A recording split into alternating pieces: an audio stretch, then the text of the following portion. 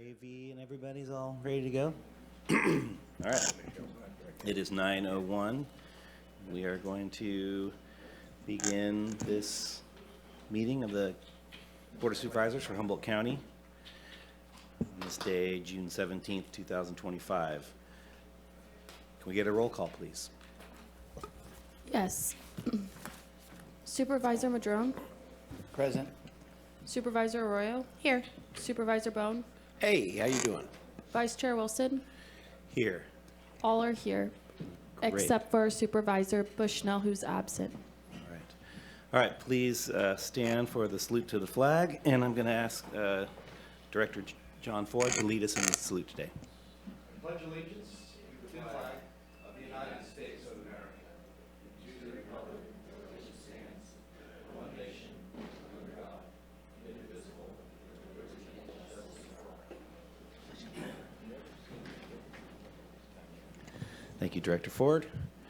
Moving on to modifications to the agenda.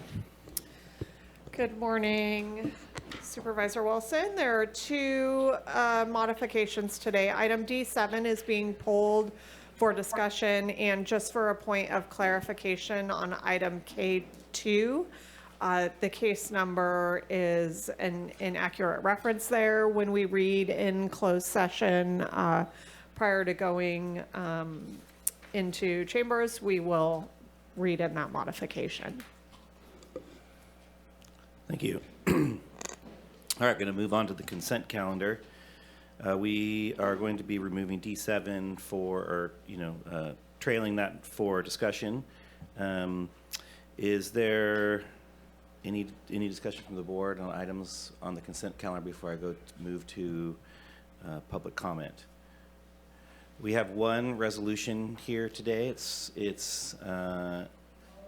in honor of Ronique Saint-Paul, and it's for retirement. Is anyone here to receive it? And if not, we'll send it with a bow. All right, so we're going to move on. And thank you again for her service. It's always amazing when people have these wonderful and fruitful and careers in public service. We need it. All right. Yes, sir. Do you have something on this one? Well, I'd like to thank the Sabella and everybody that helps with the Fire Safe Councils. It's nice that the Fire Safe Council at Willow Creek, I'm sure Steve was thinking ahead, but I mean, that's a big deal for our staff to incorporate them, because that's not a moneymaker. It's probably because we do that with all our volunteer fire departments.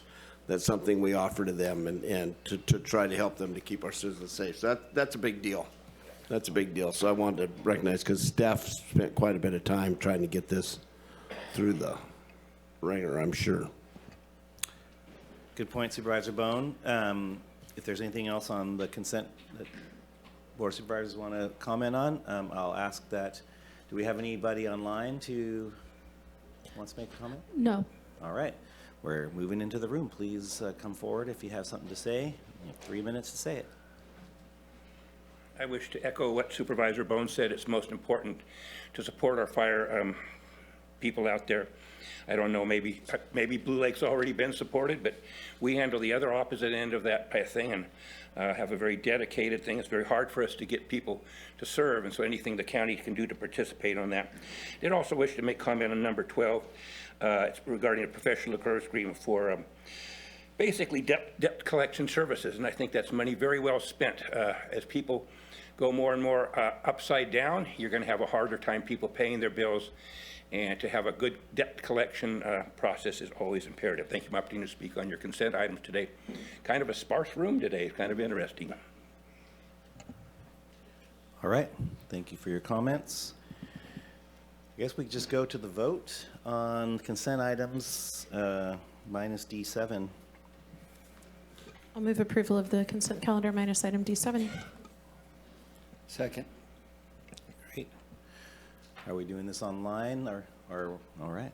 Yes, give me 1 second. All right. And if not, we can do it in-house.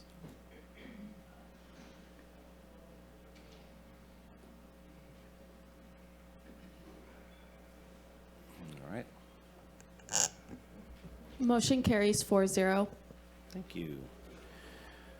Okay, moving on to items removed from the consent calendar. Let's move to item D7, and CAO Hayes, please introduce what's coming up here. Yes, this item was pulled by Supervisor Bohn, and Michelle Stevens is here to answer any questions your board may have. I'm not sure if, do you have a brief presentation or anything to, no, yep, here for questions. All right, Supervisor Bohn, this is, you asked for more discussion, so. Well, I had take it some of away. this explained to me yesterday, but it's up to 450,000. It was 480 last year. I think when reading about it, and then I asked Ms. Stevens for some results. We paid $308,000 last year, is what I think was paid to of the 460. We did not use all the contract, but that was for 51 contacts, phone calls. Now, with those phone calls, I understand there were 25 mobile calls on that too, but we're still looking at better than almost $9,000 per individual call. Most of them are on Saturday, Sundays.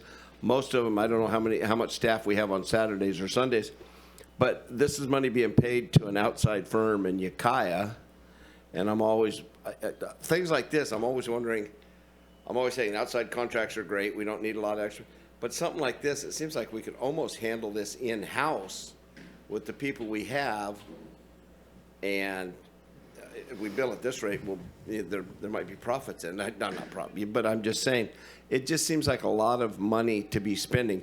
Now, I know it's a state-mandated program, but the state can't mandate us to throw money away, even they give it to us and tell us to throw it away. And it just seems like we're spending a lot of money per call.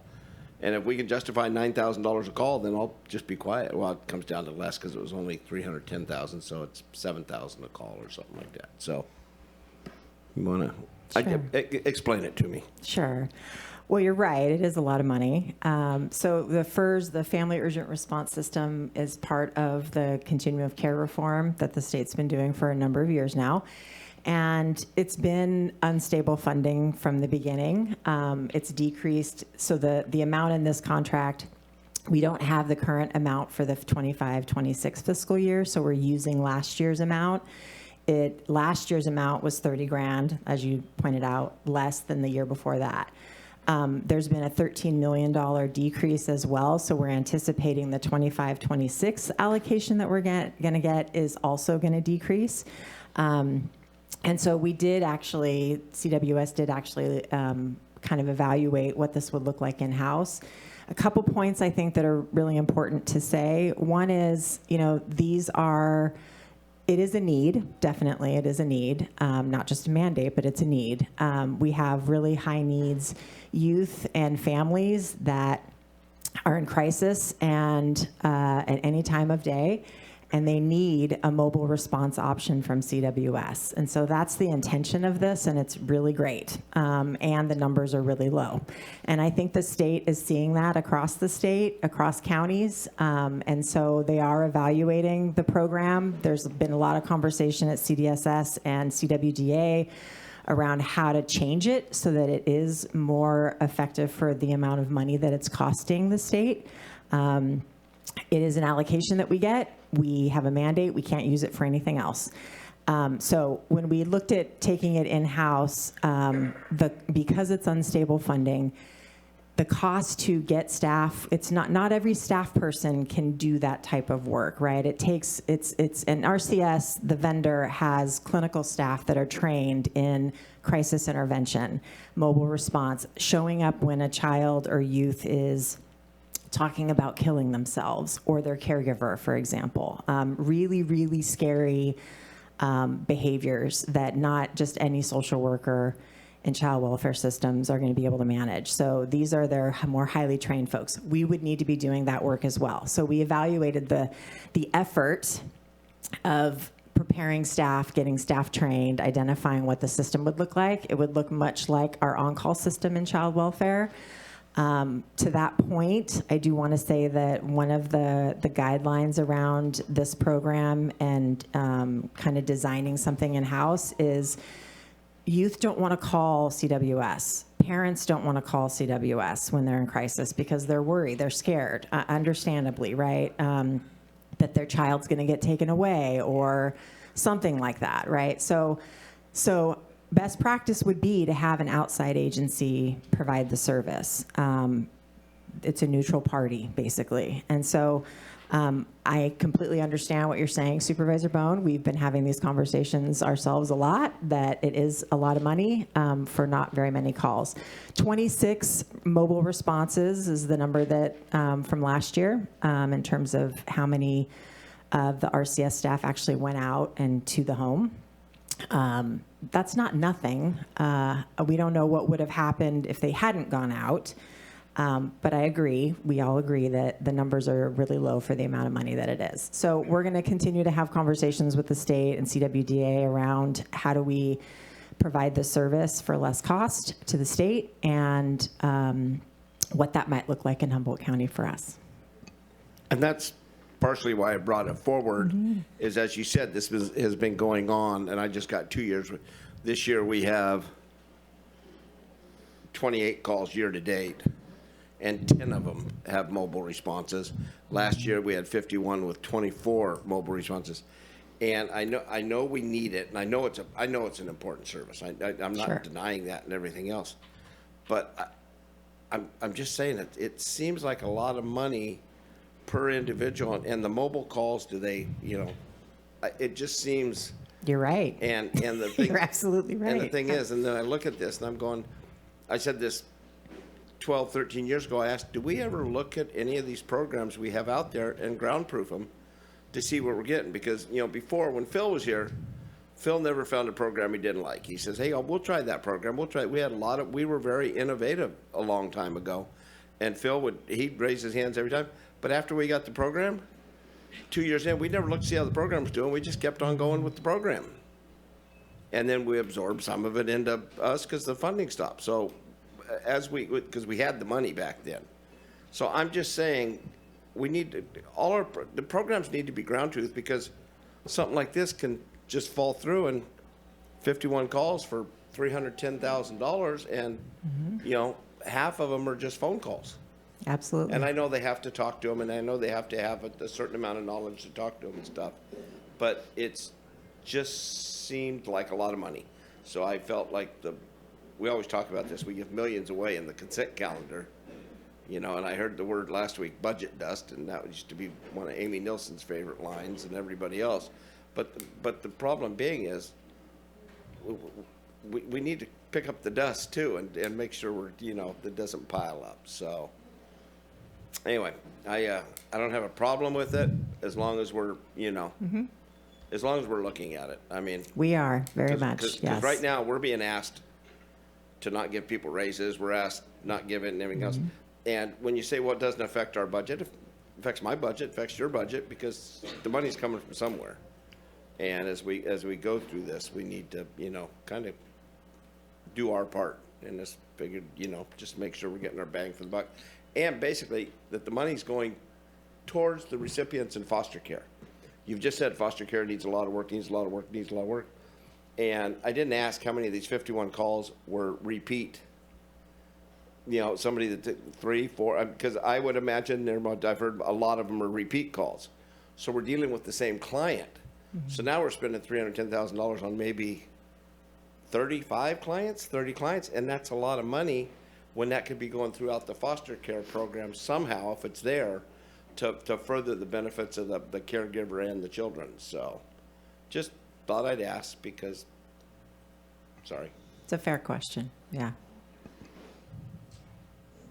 Thank you, Supervisor Bohn. Is there any other comments? Supervisor Arroyo? So I think what I heard you say was that this is state funding that can't be used for another purpose. Correct. And that I fully understand the idea that we might be able to increase that capacity internally or benefit from this funding, but also the statement you made about it creating a bit of a separation from the CWS system and the fears around that is very real. Have there been any requests for proposals for a new for a new provider of this service, or is this our on-call provider? No, we provide on-call services in-house Sure. as a standard, as a requirement. We're a 24-hour mandated program. But no, so RCS also has a STRTP. Don't ask me what that stands for. I've forgotten over the years. Short-term residential treatment facility. And they provide that locally. And so we do have high needs youth that are placed in that program locally. So they are based in Ukiah, but they are local as well. So but this contract is separate from that. This is Correct. just on Exactly, the urgent right. response. Right. Okay. Yeah, we have a requirement to provide continuous telephone-based, in-person, in-home mobile response, stabilization, and support services. So that's the service that they are providing, and the numbers are low for the amount of money. And are there other, I'm just not familiar with this particular niche. Are there other providers of this type of service that are not, county employees, but are outside organizations? From my knowledge, we've looked, and RCS is really the only one that's remotely close to us that could provide services here in Humboldt County. Okay. So even having them as an STRTP is kind of a big deal for us. It's a big deal. So this does take some staff capacity to receive the reports and do the billing and, or, do all of the kind of processing and administration of the contract. But beyond that, are we able to recoup some of those costs through the funding from the state? Where does the leftover? I believe whatever we don't spend goes back to the state. Okay. Yeah, we don't get to keep it for anything else. But do you know if we're able to charge any of our staff time or services to the funding stream? A small amount. Okay. Okay. So the most of the work is contracted out. Okay. All right. Well, I'm ready to vote. Thank you for the explanation of this. Okay, Supervisor Madrone. Well, thank you for the responses and the details. I think that matters. I appreciate Supervisor Bohn bringing it forward to have that discussion. It's a worthwhile thing. I suspect that if we looked at the data, when children are adopted, I suspect the crises go down to some degree, simply because an adopted home is a more stable home than a foster home, just in very general terms, at least from my experience as an adoptive grandparent of 6 foster kids. But one of the things that's always been interesting to me, watching my daughters with our foster kids, is that when they were foster kids, they were able to get services easier than once they adopted. And, it's not your fault. It's nobody's fault. But it's an interesting phenomena that occurs. And yet, I suspect that an adoptive home is a stabler home, just simply because it's long-term, from that perspective. But I wonder, is there any data around that kind of stuff at all that you're aware of? I'm sure there's some data around successful adoptions versus quote-unquote failed adoptions. Yeah. But, in not a my magic experience, it's yes and no. Trauma doesn't stop. The experience of experiencing trauma as a child doesn't stop once you're adopted, and the paper's signed, right? And so I've seen many adopted children, struggle. So, yeah, I think it's a both and. Yeah. Okay, thank you. Supervisor Bohn. So does Frederick Community, do they have people here? Do they do Yes. the mobile response from here? Yes. And we don't send staff out there then at all, Correct. right? Okay. Not for Until the this. report they make the initial, then it goes to you guys, and then you guys follow up, right? Is that? This is separate from, right, if there's Yeah. a suspected child abuse report to be made, then it comes to us and our on-call or our daytime staff, right, that take those calls. All right. Inquiring minds wanted to know, or mine did. Thanks. You're welcome. All right, so we still need to go to public comment. Do we have public comment online? No. All right, in the room? Looks like we have someone. Please come to the podium. Well, I appreciate what I refer to as an admission that a fatal flaw of CWS is that parents are afraid to contact them. legitimately, I've had all kinds of cases where they make a contact and all of a sudden they're the ones who are losing their children. And that is a major fear. There's actually people in the room most likely that would be speaking except they're afraid of losing their children. And that needs to stop. It needs to stop right now. That's ridiculous. Whereas if they were calling CASA or some other thing like that, they would feel confident that their concerns would be probably addressed in a way that they wouldn't be afraid of losing their children unjustifiably. There's just so much taking of children here without relevancy, without justifiable, without facts. And it sure would be nice if we could get it local. I strongly support Supervisors Bohn's desire to have it local. I don't see why that couldn't actually be. That sounds to me like the training is just originally initial training, but you basically have staff that could respond through other things to do the follow-up and everything necessary. It should be nice to keep the money local. But again, the biggest thing we have to fix is we have to fix CWS's people's perception that they can't call them, can't report things, or they just end up losing their children. And so that is a major flaw in our county. They give them an opportunity to speak. Thank you. Is there anybody else? Seeing none, I guess we'll go to, do we have a motion yet? All right, let's take a motion in a second. All right, I'll move approval of the contract. Second. Great. And we'll bring up the votes. Sorry, was that the entirety of the motion that you needed? I just want to make sure. I didn't look at the specific recommended language. It looks like approve the professional services agreement and authorize subsequent amendments and direct the clerk of the board to return one fully executed copy. So I think it's the authorization of subsequent amendments that was probably important. I think that's what I heard you say. Great. Seconder? All right, great. Well, I guess we're moving on from that item. Thank Okay. you so much for your presentation today, and thank you so much for bringing it up. Motion carries 4-0. All right.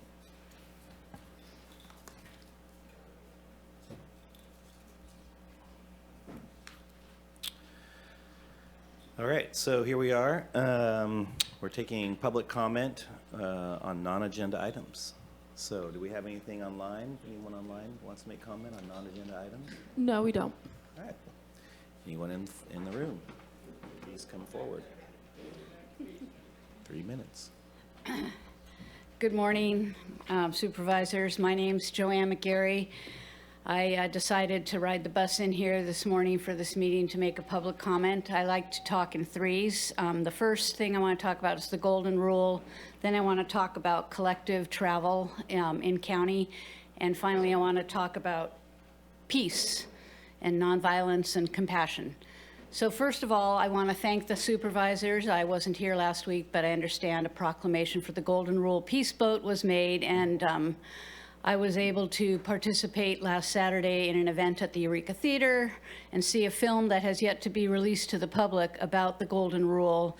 And I just want the County of Humboldt to know we are really fortunate to have this boat here, this historic peace boat here, that was set sail, as I mentioned before, in 1958 by a Quaker crew to sail to the Marshall Islands to stop nuclear testing. And the whole nuclear deterrent, nuclear disarmament issue is what the Golden Rule is primarily about, but peace is also what it's about, and both those issues are in our reality right now that we must think about in a global sense and how it's affecting us locally. So just thank you for recognizing our historic peace boat, the Golden Rule. Secondly, I took the bus in here and I'm discovering that there's a lot of wonderful events that happen in our communities, in our county, in the cities.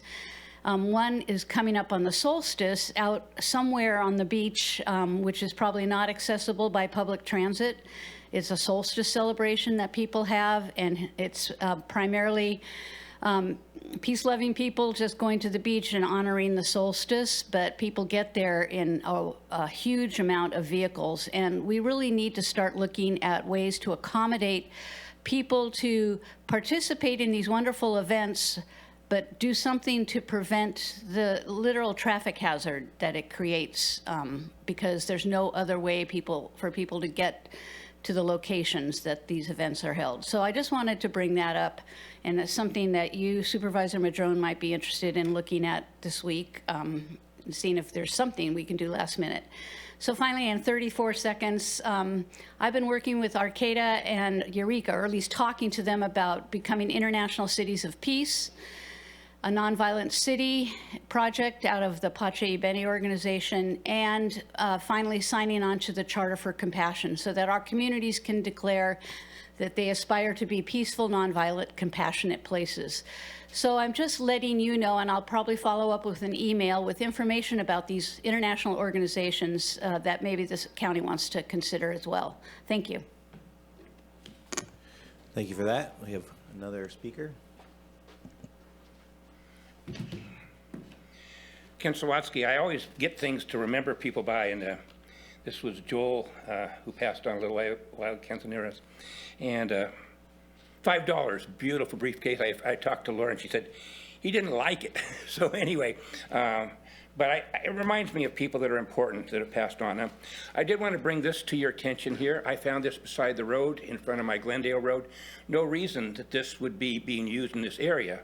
And it's basically a Great Whip Cream Charger nitric oxide container. Now, I know you've had regulations on this, but there's no skull and crossbones on this. There's no really warning on this.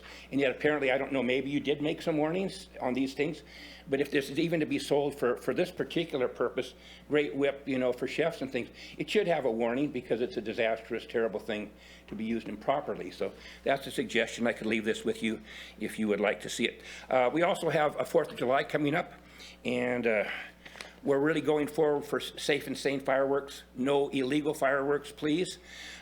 People like my good friend Erin Beth McClure and a lot of us are really making a big thing to try and get people to quit doing the illegal fireworks. It disturbs animals, our dogs, our horses, all of the things out there, the critters in the world do not react well to it. So for those of you who are totally inconsiderate and feel you have to bust off fireworks for 6 or 7 hours over that time period, make a lot of noise, I really wish you would cease to do so. It's not considerate. We have humans also who have PTSD, and this has a major effect on them. And my third topic today was I put some information out to you, public comment in your written packet. And this was from somebody I met by the name of Jasper. And this is a major concern to a lot of us here. If you had time to read it, I highly recommend you do read her comments. This is what she felt happened to her regarding the weed business that happened in Humboldt County and what's happened to a lot of women. This is a very important thing. And in her process, her son was taken from her. Same old CWS process, same player. She mentioned a certain attorney, and I've observed. So when you have somebody who's upper shelf CWS, who was in here last meeting, and I said I was going to relay this to you, a little more information, because I did remember the name there, who basically is able to have a working relationship and monetize corruption, in my opinion, through the court system, because if you really want favoritism and you want to have your children put in your care rather than your spouses, you go to an attorney like this. And I have a great lack of respect for attorneys who engage in this process and use their prior connections with the district attorney, judges, and other things. These are the kind of people who work very well with Judge Creases of the world. And I think we all know who he is and his amount of moral compass. Thank you for my opportunity to speak. Thank you for that. All right, there's no more public comment. I just wanted to remind folks that this week is the week of Juneteenth, and we have a bunch of really wonderful events happening, so please look it up, and please attend, and please help celebrate. I know there's someone planning to give some public comment on that today, and so I'm just standing in for a minute here. All right, so next is our public hearings. And this is the time when I'm going to open the public hearing. I'm going to open it in relation to the revocation of 9 permits due to unpaid Measure S taxes. The permit numbers are listed in the item. And take it away. Chair Wilson, thank you. John Ford and Michael Kine to present the revocation of 9 cannabis permits, and I'm just going to turn it over to Mr. Kine to make this presentation. Good morning, Supervisors. My name is Michael Kine, planner with the Humboldt County Planning and Building Department. I am presenting a short presentation regarding the 9 permits up for revocation. Next slide, please. Quick background. Back in 2023, the Humboldt County Board of Supervisors decided to decree that all permits that had outstanding processing costs and outstanding Measure S taxes were to pay in full to remain in good standing. On March 31st, 2024, a deadline was set for payment for Measure S taxes. On May 3rd, 2024, a letter was sent out to all the permit holders that are up for revocation today regarding their suspension of those permits. At that point, these permit holders had not entered a payment plan for Measure S taxes, and all have been suspended since May of 2024. At this point, all 9 permits have ceased operations. Only one still has a unexpired state license. And at this point, there is a total of $222,155.02 that remains outstanding. Prior to this revocation, there was a request by a current permit holder to take over another permit that is under revocation. That permit is number 10424 out of the Holmes Flat area. And currently that permit hold owes $35,872.50 in Measure S taxes. The current policy states that a new permit holder would need to pay all Measure S taxes that are owed or pay by the end of the year, December 31st. At this point, that would be the waiving of those taxes would be unprecedented under the current policy. A couple of examples that I wanted to point out.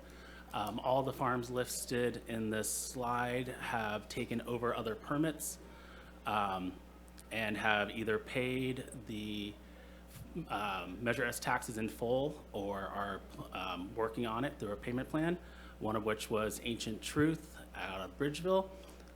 This operator has paid in full as of this past few weeks. The next example is Rainmaker Properties out of Petrolia. The operator took on a Measure S tax of $52,854, and that's currently in a payment plan.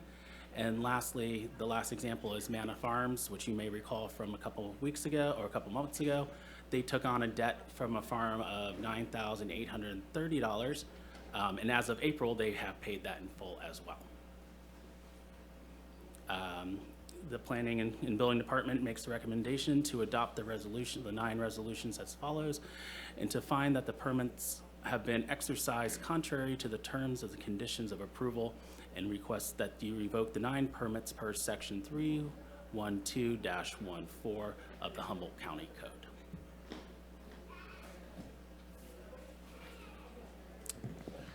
Great. Let's first start with the board, if they have any comments or questions in relation to this. I'll wait for Supervisor Bohn. All right.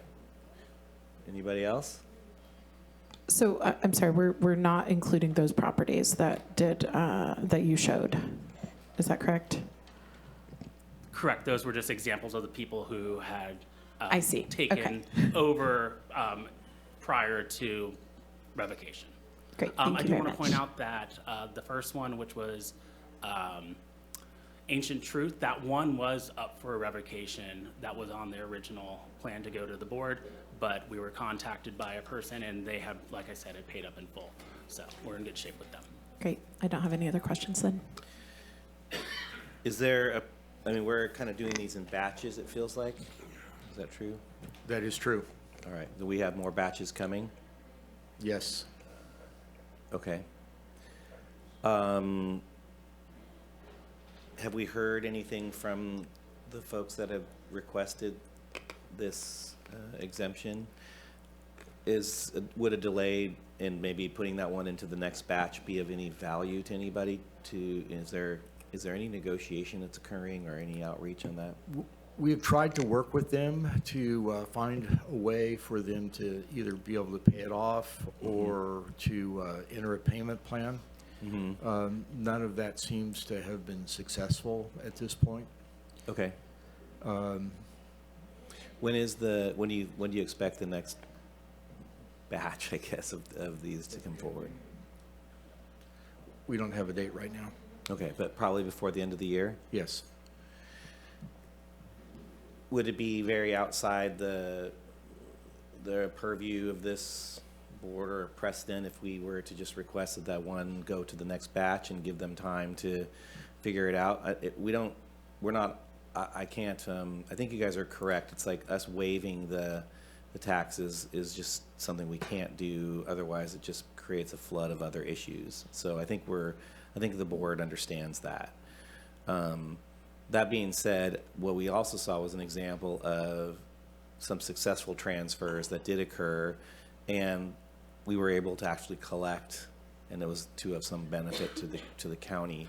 So maybe I'm just as a concept that we delay this one until the next group that comes in, and if there's nothing more that can be done at that point, then we just move it on through. But it would be nice if if they could figure out a way to do that. And it's just a concept. I don't want to belabor this too much, but I just want to get your thoughts on that. So, as a general principle, no problem with continuing to a date uncertain Okay. to allow the applicant to try to work on it. Right. As a practical matter, Right. it's just, in all likelihood, that's more unreimbursed work for the department. I see. Right. Trying to negotiate, trying to get there, and so it's like, how much are we going to spend to get this $35,000? But ultimately, if you can get somebody operating and running, that would be good too. Right. I'll see if the rest of the board has any comments or questions about those concepts, and we'll kind of go from there. And I know Supervisor Bohn was trying to speak earlier, and Cough drop down the wrong side of my throat. okay, so I'll let you jump in first. And I understand the part about if we kick it down the road, does that give them an opportunity to operate this summer without paying any fees? So that there's that issue. They would still be suspended. They would still be suspended. Yes. So we know that if they're suspended, they would never grow on their property.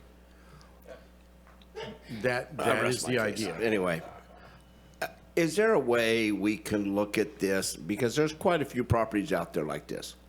Now, the three examples that we put up are kind of like the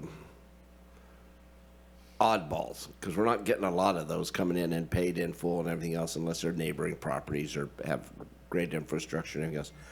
But I got calls from 3 realtors yesterday wanting to know they have properties they could sell.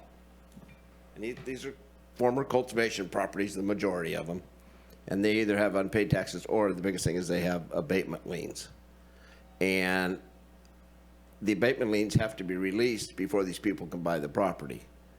These people would buy the properties with the contention to clean them up, and I don't know how we do this, but the whole idea is trying to turn this property over, get it back on the tax rolls with somebody that's going to pay their taxes. You want to ask me a question, don't you? No, we do that successfully all the time. Okay. That's not even unique. Okay. We often work with realtors and buyers to come to an agreement without them having to pay any penalties or anything like that. Just if they're going to get to buy the property, clean it up, that's what we all want. Okay. Because even if you're borrowing hard money, they want it to be a clean property in case they get it back. They don't want to clean them. So if that's an option that's available, then, you know, on a regular, and I know it's happened in the past, but I don't know if it's always going to happen and everything else. Because the main thing is we want to get this property. If it's laying fallow now, as you said, we've got 8 of these licenses that you can't get a hold of the people at all. We actually recently heard from one of them. They wanted to withdraw it, but at this point, it would have been more work to go Okay, through one that. out of 8 Yeah, conflicts. yeah. So we had 7, so a big percentage. The property's just, it's not going to fix itself, but if somebody wants to go in there and turn over, and a lot of times, some of these people aren't doing it to grow, but they just want to get out in the hills or get out somewhere else. So with that being said, if they can make that work, maybe we should have a meeting with the Realtors Association, letting them know what's available, or the next time you talk to them, so these people know that, you know, they put it on the counter, that there is an avenue to buy these properties and have these things released. So, I don't mean to interrupt Supervisor Bohn, and I appreciate that topic, but I think what we're talking about is licenses.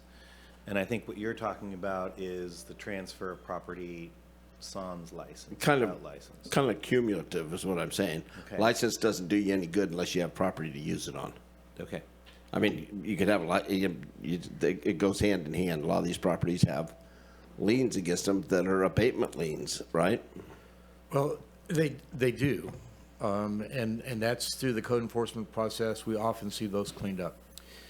This, in these properties where people may have abandoned them, that were permitted sites, we're currently looking at options to see how to get those cleaned up. One of them is for somebody to come in and buy it.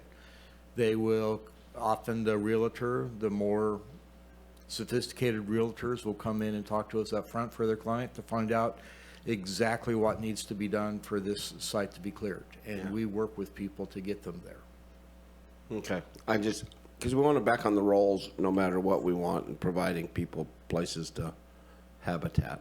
So, Thank you, Supervisor Bohn. Supervisor Madrone. So John, all of these that are up today have suspended licenses. Correct. And yet one of the 3 examples that I think you showed in terms of precedence wasn't paid off. It was just a payment plan was developed. Correct. This board set a deadline of December 31st of this year, I believe, for all Measure S to be paid in full. And there was a lot of comments made by the board about how we're not kicking this can down the road any further. We've kicked it year after year, and that's that. This is it. We're not going to extend any more. Is that correct, your memory of? That's absolutely correct, and there's an important piece in there. The board actually, back in March, reopened the ability to enter into payment plans. Yes. So any of these, if they wanted to keep their permit, could have just simply entered into a payment plan. That's where I was going next. So Yeah. if you did enter into a payment plan, does that renew your license for growing this summer? Or is it still No, suspended? it's still suspended. Until you pay off the Measure Right, S? but it Okay. keeps the permit active. Okay, yeah, absolutely. So I mean, I just wanted to mention that, Supervisor Wilson, that there is an out here. That is develop a payment plan, right? That's kicking it down the road, so to speak, in that it gives time to try and hold on to that permit and make payments and finish that off by the end of the year. So that's the pathway forward for those folks, frankly. And we've deliberated over this over and over and over again to try and, I mean, we've given a lot of leeway over and over. And should we have ever had a Measure S? I don't believe so, but it is in place and it is there. So I just wanted to mention that because it is an out for people to at least preserve that permit. So. Okay, I'm going to take public comment, and then we'll see what we can do to wrap up something here. So is there any public comment online? Yes. Okay, Caller 2223, I will unmute you and you will have 3 minutes.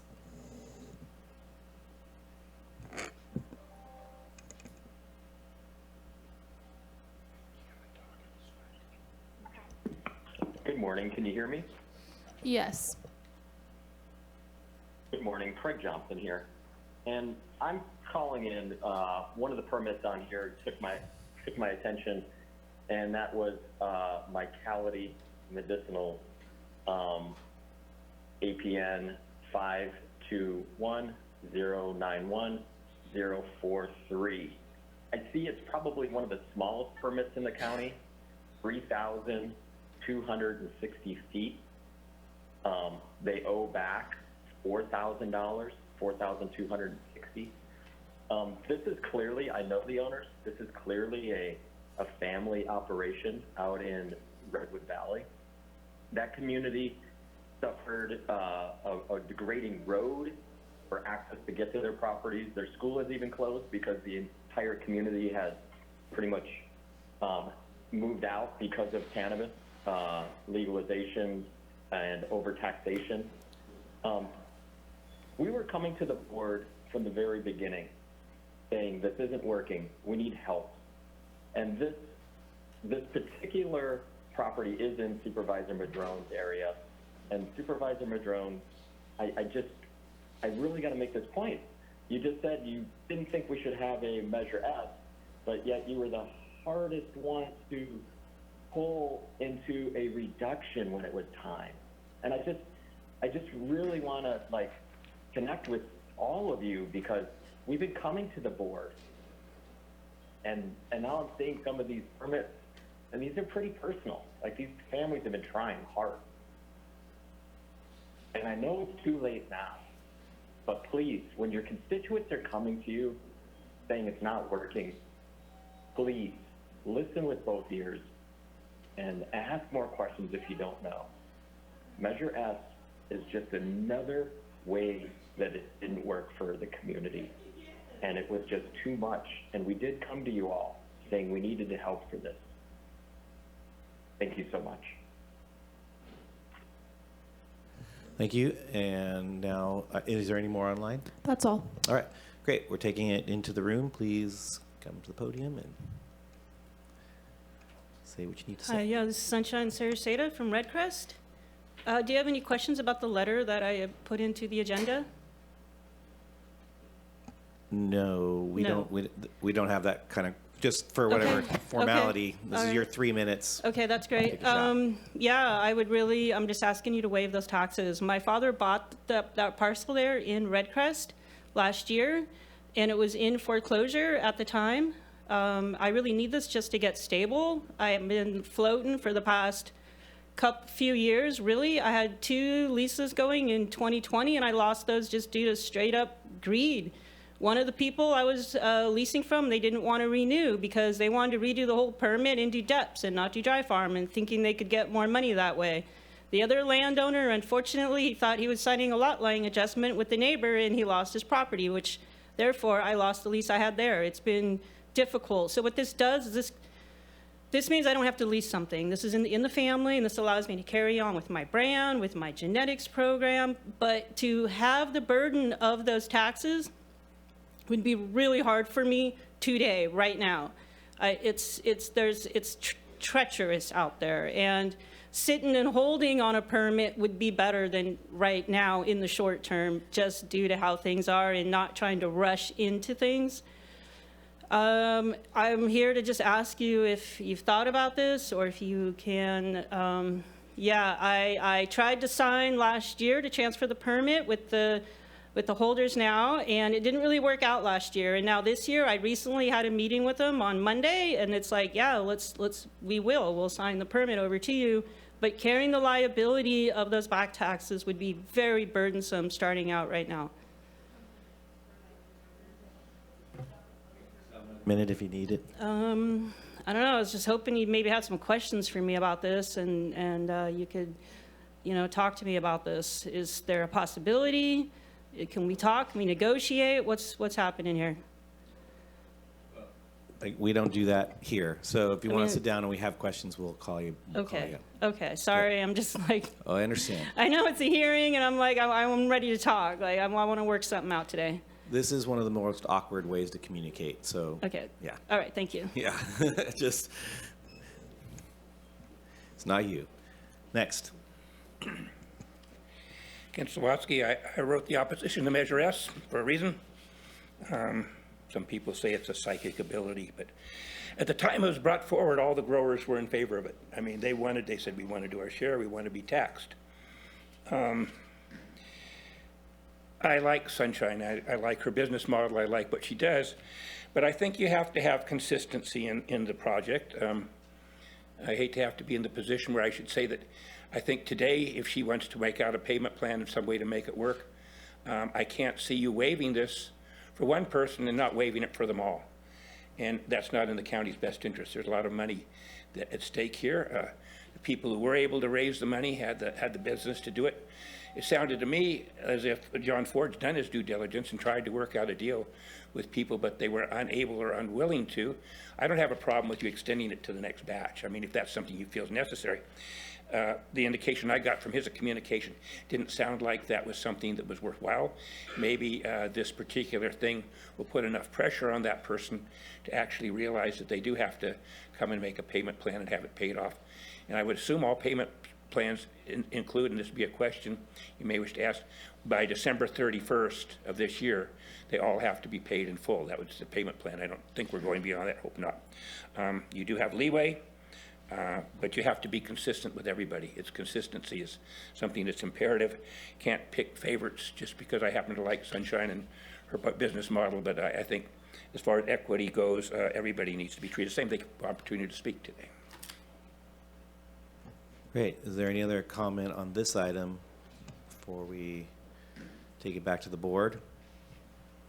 All right, so I'll start this conversation. So I think, yeah, I'll go. John, I think let's take it to staff and have. Yeah, thanks. I just wanted to really emphasize that the board, even if you were inclined to consider waiving taxes, the Measure S does not grant the board that ability. You can modify things generally, but on a case-by-case basis, you do not have that authority. Yeah, I thank you for that clarification. I think that's true. It's that we don't have the authority. So that's why I brought up at the beginning of this discussion the issue, or what do we have in terms of our, and it's not even if we did have the authority, the question then becomes the issue around a gift of public funds because it's one specific parcel versus every other parcel would be coming to ask for the waiving of these fees, or these taxes, and so it's just really out of our hands from that perspective, and that's why I was asking, to see if there is a way to give some more time for this particular case. But for me, I think it's limited. From a policy perspective, we individually can talk to you about policies internally about, and trying to bring something back to the board that might be some creativity in that. But in what we have in front of us today, it seems like the best I feel like we can do is to put this one onto the next docket and really only limit it to I don't even call it an applicant, but the interested party to bring back a payment plan. That's it. And then there isn't really I don't see another path for us in the current context under our current policy format. I would agree. The one thing I want to make clear is that when the board granted the ability to enter into new payment plans, it did set a sunset for entering into those, which is now passed. Yeah, I get it. So you need to reopen that. That's not really on today's agenda. I see. So you can't just unilaterally make that decision. You'd really need to re-agendize the Measure S payment plans. Okay. Say we're going to reopen that. Let me ask you this question. Do we have any other similar requests when we're bringing up these sunsets on these revocations?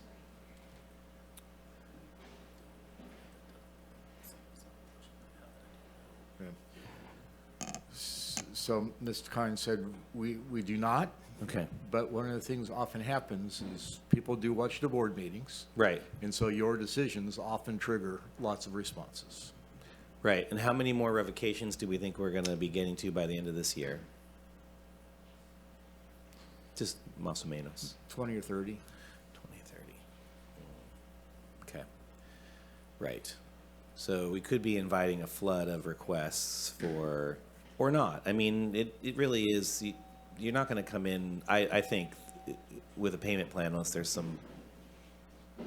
you have something to back that up. Yeah, You know, this is painful. This Yeah. is painful to say. Yeah, But part of the struggle is that these folks are suspended, right, which has taken away their primary source of income as well. Right. So it's like, it's a double hit. right. I feel that.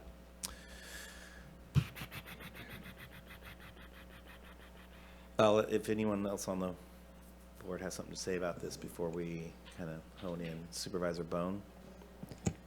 Yeah, and sometimes kicking the can down the road is what we do best. At the end of the day, I know when Measure S passed in 2016, the public made a decision. And then what we did after that is we actually instilled the lowest tax rate in the state for any county. Some people were getting $25 a square foot. Some people balanced their budget, Calaveras, in 2 weeks off because they didn't have any review or anything else. I mean, there was a lot of things going on back then. Monterey took all their flower beds that had moved south of the border, and we're turning those over. Oaksterdam, everybody else had things down there. So we had the lowest rate.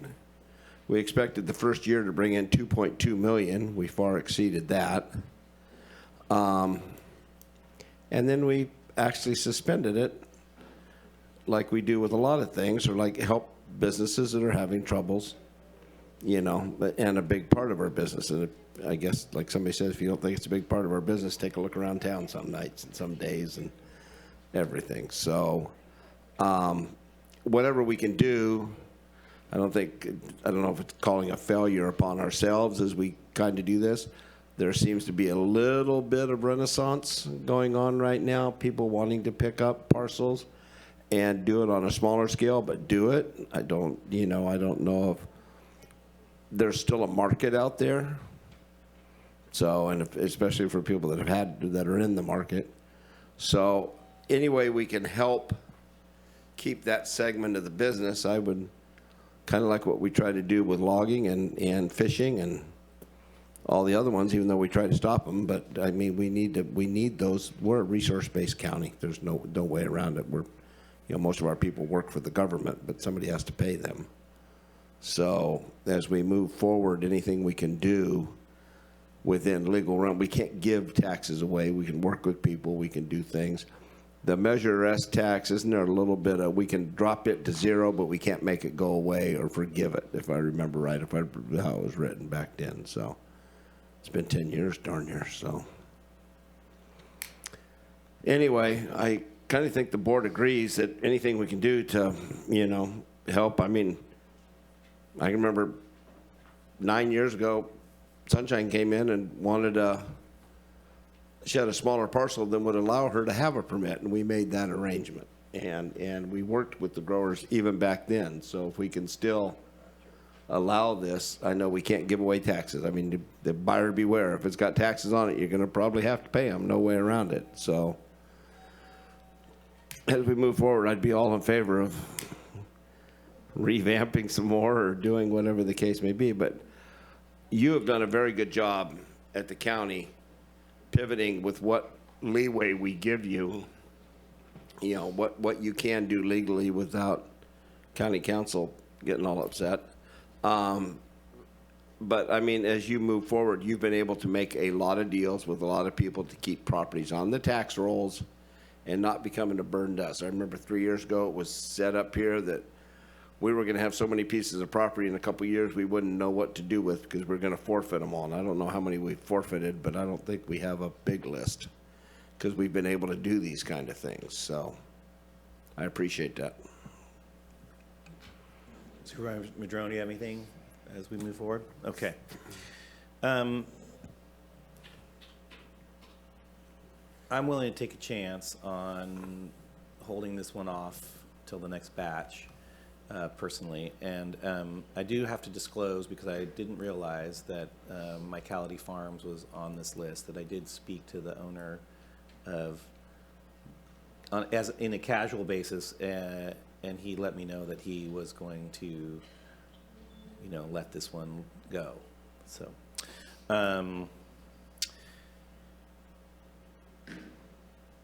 what permit number is that we're talking about?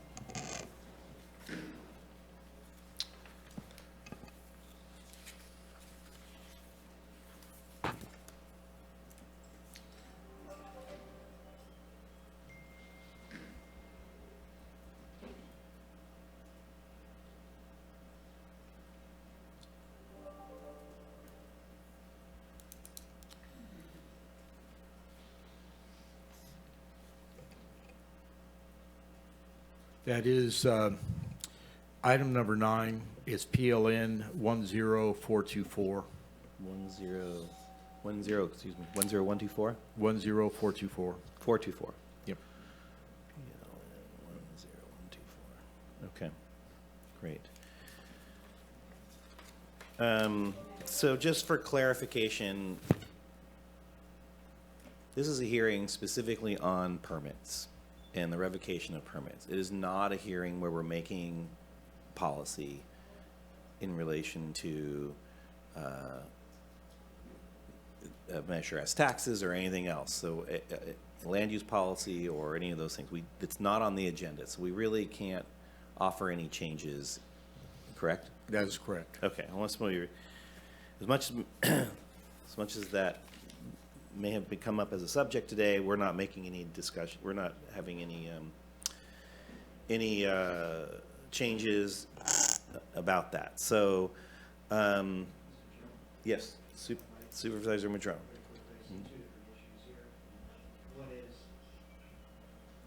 Thank you. I see two different issues here. One is this particular permit and where you're going with that in terms of putting it into the next batch. The other one is to come back with an agenda item as soon as possible to revisit the payment plan option and open that back up to allow for payments to be made, but still maintaining the end of the year, all payments have to be made in full. That's an item that would at least give this operator as well as others the option to enter into a payment plan to try and preserve that permit. I know that's not a solution that is desirable, but as you mentioned, John, we don't have the authority to waive these payments on one operator. We just simply don't. And we have dropped it to 0, we dropped it to 5, we dropped it to 10%. We've done a lot to try and reduce the burden of those taxes over the years. So anyway, I see two different items, and if I might, I would make a motion to bring back an agenda item to revisit the payment plan option. Is that in conjunction with the I'm revocation separating. of the? I'm separating the two, just trying to take them one bite at a time. I'll just, my prerogative as chair is I'd like to just combine these if we can. Go ahead and make a motion then. Yeah, that's fine. And I appreciate the language and I support it. So I just want to be there. So Supervisor Arroyo, do you have anything to say?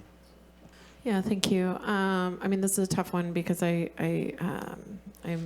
know there are a number of different circumstances, and the deadline that we had set has passed. I'm open to whatever the will of the board is to discuss that further at another date. But I am wanting to clarify. So when you're recommending that we defer the revocation for all of these, or it doesn't sound like we can do some of them. We have to do all of them or proceed according to what Director Ford said, right? No, I'm sorry if I misspoke. Okay. I understood the desire is to set aside fourth generation family farms, continue that to a date uncertain. I see. So there'd be no action on that. Okay. But then the other 8 permits would be a recommendation for revocation. Okay. Because we have not heard from them. Right. Okay.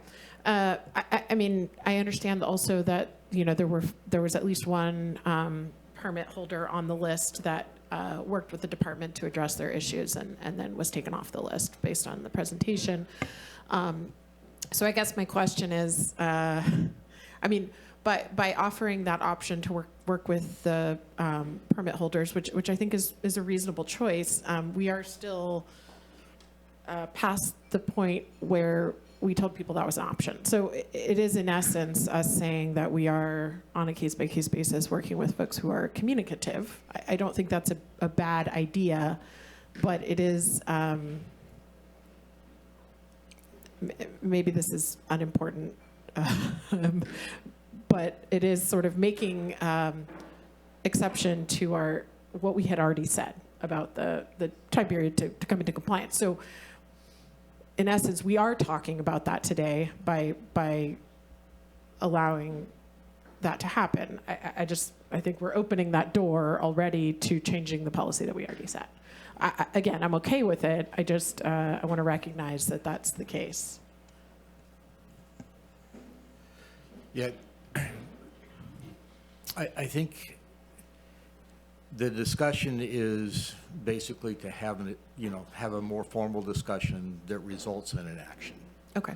And so you are beginning the discussion today, but you're not taking action on that today so that you don't violate the requirement to have something agendized. Sure. Yeah, sounds good. All right. Well, I'm okay with the proposal that I hear kind of taking shape over here. Just wanted to be sure I was clear on what we were talking about. And what I think is another detail, and not just in this particular case, and that we're talking about, and it's my understanding that even if you to revocate this permit for this particular parcel that we're talking about, that it doesn't qualify for version 2.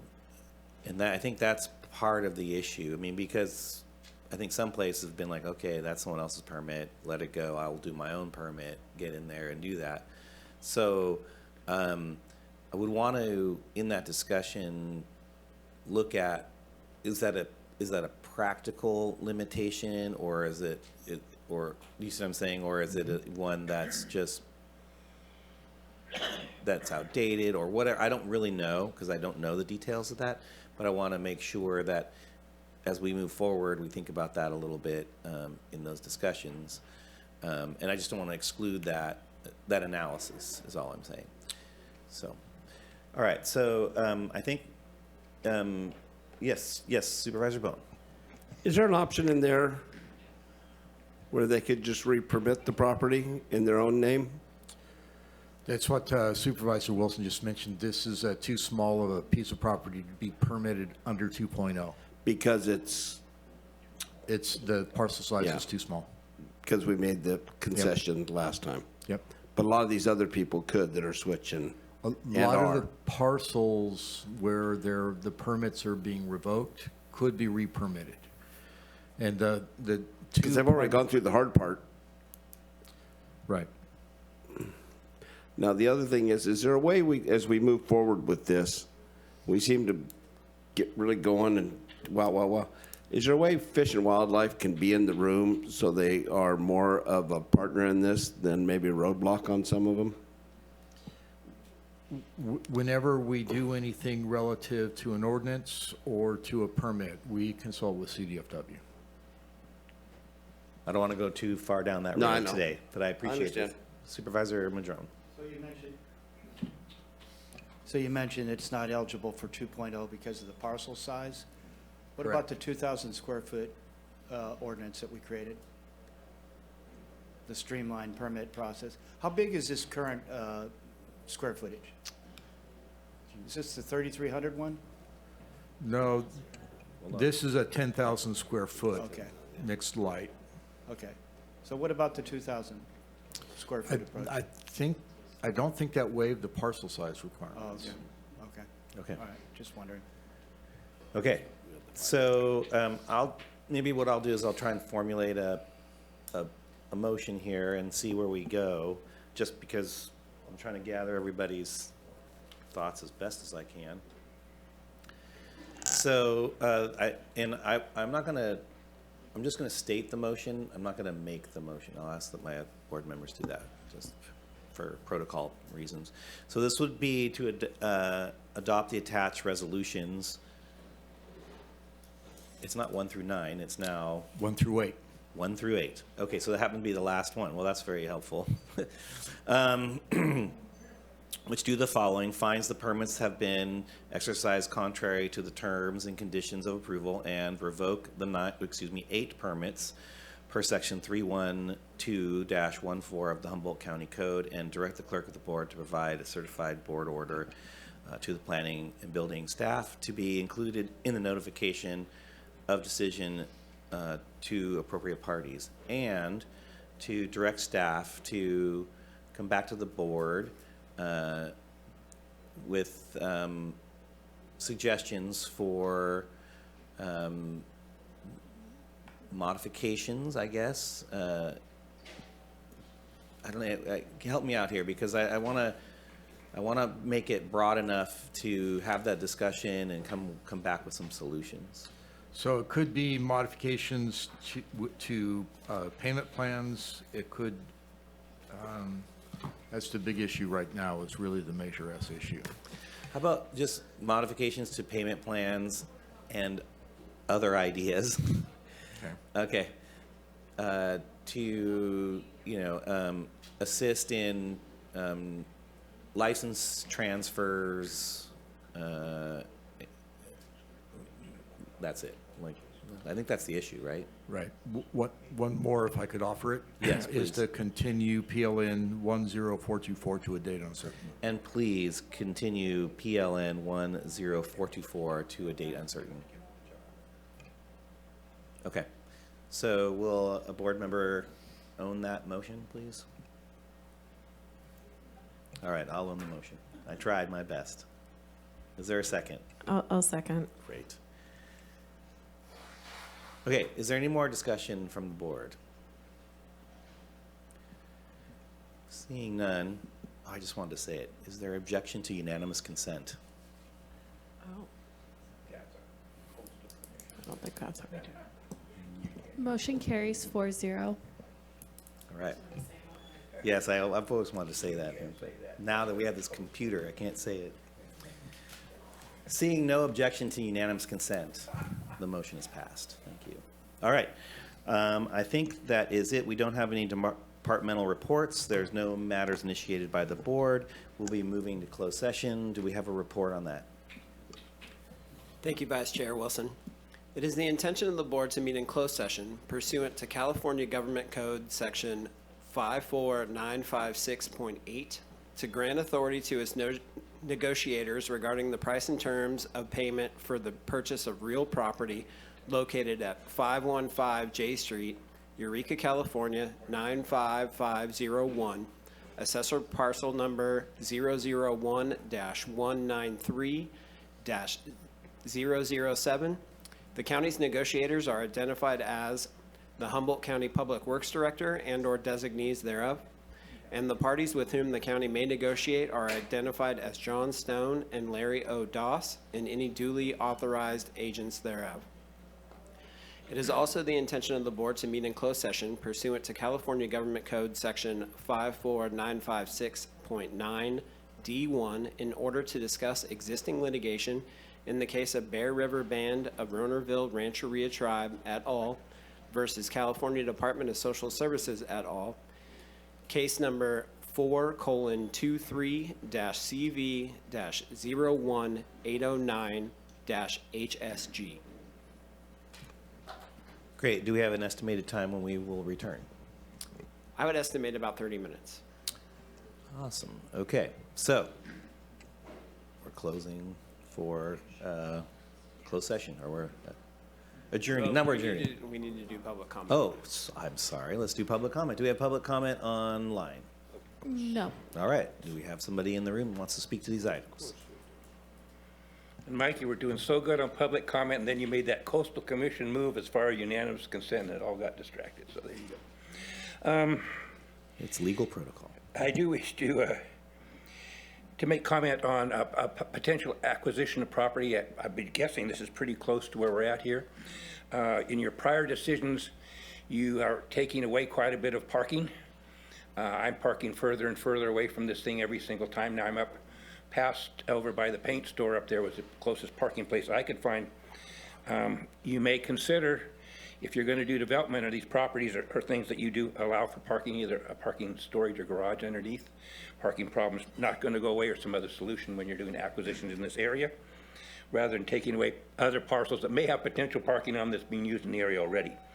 I did just find this interesting, the one with the Bear River Casino, California Department of Social Services don't know, maybe this is an ICWA-related thing, but these all things happen, and be interesting to see how that's going. So happy 4th of July. You may get a little more fireworks and litigation than you might anticipate on a major matter here, so that's my prediction. All right, we have received public comment, and we're ready to move to closed session. So we'll see you all back in half an hour, hopefully.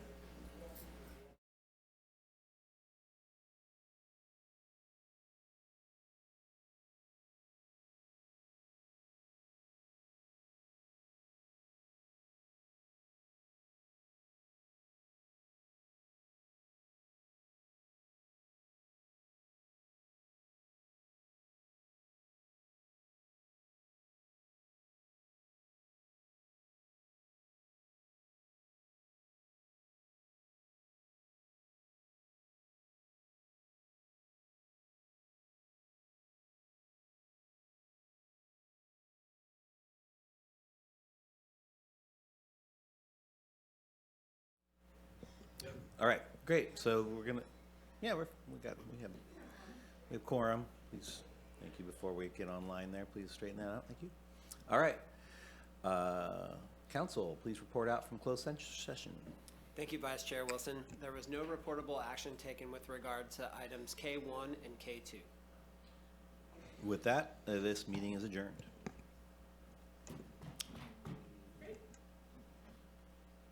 Happy Juneteenth, everybody.